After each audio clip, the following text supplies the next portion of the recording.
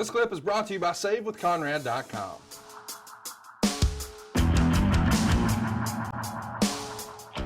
Hey, it's Conrad Thompson, and you're listening to Arn. And of course, we couldn't do it without the man of the hour. Too sweet to be sour. He is the Hall of Famer himself, the founder of the Four Horsemen, the creator of the Spinebuster. How many more nicknames does he need? He's double A. He's Arn Anderson. Arn, how are you, man? And there's all those that you can't say on the air, nicknames. So we'll go with that. I'm doing great, sir. I feel good about resetting and starting over and pretty much telling the life story of how Marty Lundy became Arn Anderson. I like it. Here we are, Saturday, 6:05. You know what that means. It's time for Arn Anderson, and we appreciate all of you guys' support. Be sure to tell your friends that Arn has moved to Saturday. I got great feedback from last week. People really loved hearing the story of your upbringing and your relationship with your parents and your grandparents, and how you sort of broke into the business. But now it's time to pick up where we left off. You've picked up your wrestling training. You've ran into the great Bob Armstrong, and now you've got an opportunity to come do some stuff with him. And let's pick it up from there, man. You find yourself in Pensacola, and that became like your, your home away from home, right? Well, yeah. And this first go around was just a 3-week deal, like we've discussed previous episodes. I'd had maybe 10 days of training, and Ted had taken us, Tony Zane and myself, down to Atlanta TV, and we had worked a couple TV matches. And then I landed in that match with Bob and Brad, and my life changed forever that day. Like I said, in those days, guys that were regular guys on the road would wrestle guys on television who were there for one reason only, tackling dummy. And right.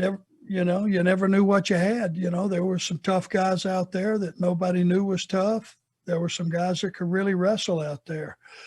And I was fortunate enough to get in there with Brad and do a couple of things, and, just pro wrestling. And they trusted me to do that. And when the match was over, Bob asked, hey, I haven't seen you around before. Give me some background on you. And I told him, I was trying to break in, that I had a job in Rome and all that. And I was just working till something hopefully, happened for me. But I was just thrilled to be in the ring with him. And, I was just like any other wrestling fan.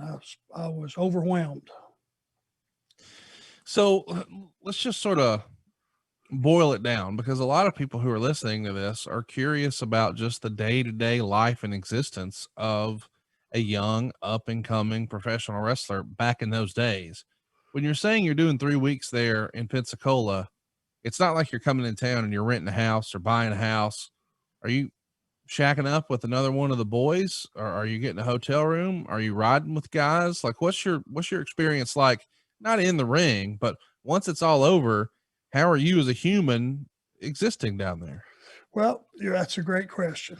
It wasn't like I was coming down to start the territory. I think it was pretty well known when I came down for my first house show for that 3-week run that I was just passing through.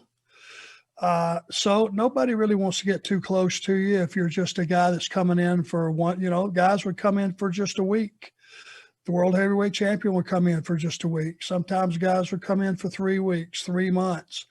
It was in a small territory like that, though. It was, if you were a heel, it was very few times you would last as an underneath heel, just getting started, more than about 6 months. So what I did was Pee Wee Anderson, a friend of mine, who later became referee and worked for a lot of companies. I said, if you'll go with me, because I have no idea what to expect, I'll buy your food, I'll get the room, I'll pay for the gas, and we'll just go down and figure this thing out. Well, no one grabbed me that first night and said, hey, you need to come back to Pensacola. It's beautiful beach there. There's all kind of, cool stuff down on the beach, and you need to stay in one central location and you can ride with us. None of that happened.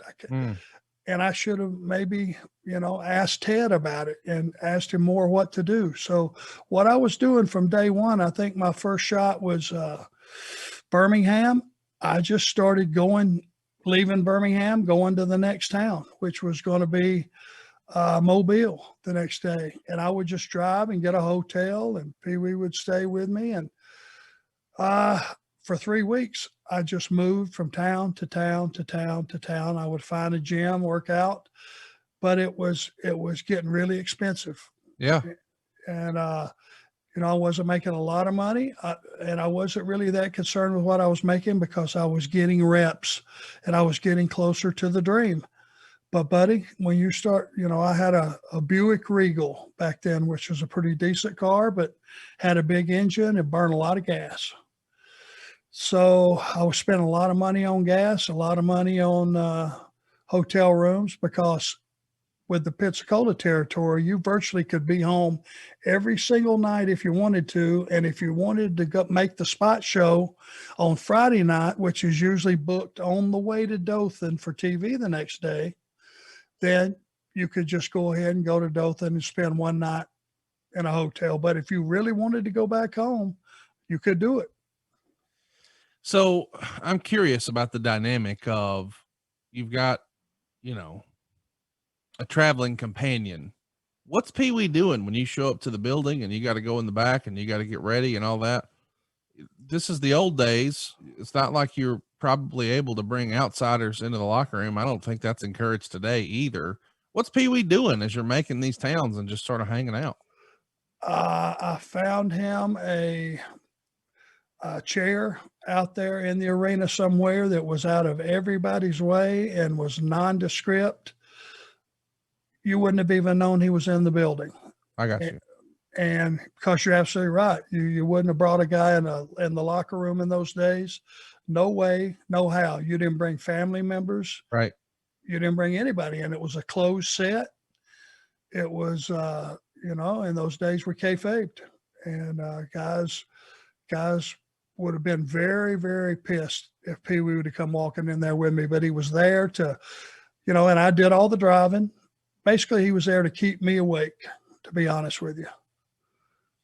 So he really was like just your traveling companion. He was your buddy, just to, make this passable. Because here you are, sort of a fish out of water almost. I'm not going to say you're in the big city of New York, but you're a kid from Rome, Georgia. You don't know anybody. You're trying to find your way in this new world. Just having somebody to talk to and spend time with and grab a hamburger with, that's valuable, right? Absolutely.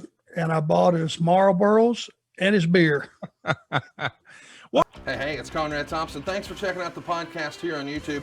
Be sure to hit the subscribe button and the notifications bell so you get a notice anytime we upload some new content. And go save yourself some money right now. If you're in a 30-year loan or you have credit card debt, it's not a matter of if I can save you money. It's a matter of how much. Find out right now for free at SaveWithConrad.com.